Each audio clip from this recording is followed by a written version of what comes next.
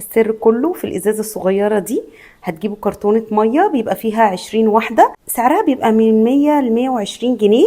هتسقوها كويس جدا في التلاجة، وهتنزلوا بقى في عز النهار تدوروا على عمال. هتلاقوا عمال نظافه كتير جدا، وهتلاقوا عمال بنا، وناس كتير قوي شغلانتها بتبقى في عز النهار وفي عز الحر. هتوزعوا عليهم الازايز دي، وهتبقوا مبسوطين جدا وانتوا بتعملوا كده. طبعا هما بيشتغلوا في عز الحر ودي شغلانتهم، وما عندهمش اي اختيار تاني. وبيبقى الوقت ده صعب جدا ان هما يروحوا يجيبوا ازايز ميه ويشربوها، وحتى لو معاهم بتخلص، لان هما بيقعدوا وقت كبير جدا يشتغلوا في الحر. وعايزه اقول لكم ان في ناس من كتر ما هي تعبانه وشقيانه بيبقى بالنسبه لها الميه دي حاجه رفاهيه. فتخيلوا بقى انتوا هتاخدوا ثواب قد ايه.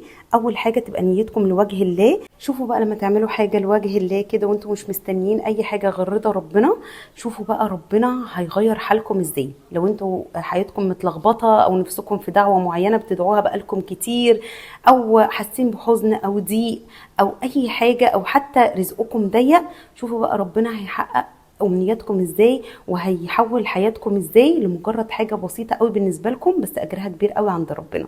واللي مش قادر يجيب كرتونه كامله وعايز يجيب عدد ازايز على قد ما يقدر يعمل كده. المهم ان انتوا تعملوا حتى لو حاجه بسيطه واللي تقدروا عليه، صدقه بسيطه بس اجرها كبير.